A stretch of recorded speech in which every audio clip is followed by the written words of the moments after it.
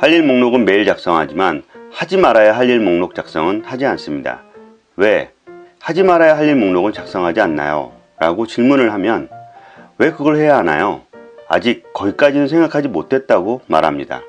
그럼 하지 말아야 할 일 목록을 작성하지 말아야 할까요? 작성하면 어떤 것이 도움이 될까요? 하나씩 소개하겠습니다. 첫 번째, 해야 할 일이 무엇인지 명확하게 알려줍니다. 하지 말아야 할 일 목록 작성하게 되면 거꾸로 어떤 것을 해야 하는지 기준이 됩니다. 꼭 해야 할 일 외에 중요하지 않는 일에는 한눈을 팔지 않게 됩니다. 둘째, 중요하지 않는 일을 하는 동안 정작 중요한 일을 하지 못하게 됩니다. 나의 하루 계획에 불필요한 것을 하지 말아야 퇴근 시간을 지켜줍니다. 셋째, 목표를 달성하는데 도움이 되지 않는 일을 제외합니다. 당장은 이익이 되지만 장기적으로 이익이 되지 않는 일을 정리하게 도와줍니다. 시간은 모든 사람에게 똑같이 주어지고 한정되어 있기에 누구나 목표를 이루려면 제한하기가 필요합니다. 이처럼 하지 말아야 할 일 목록을 작성하면서 시간과 퇴근, 원하는 목표를 이루도록 도와줍니다. 그렇다면 하지 말아야 할 일을 어떻게 만드는가? 첫째, 돈이 되느냐 여부입니다. 시간 대비 수익이 크지 않는 것이 있습니다. 한 예로 지방 일정이 하나 있습니다.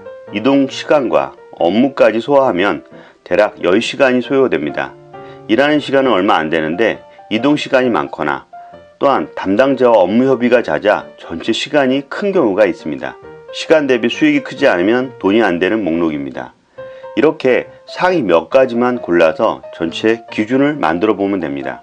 둘째, 목표에 맞는지 여부입니다. 나의 목표가 무엇이냐에 따라 다릅니다.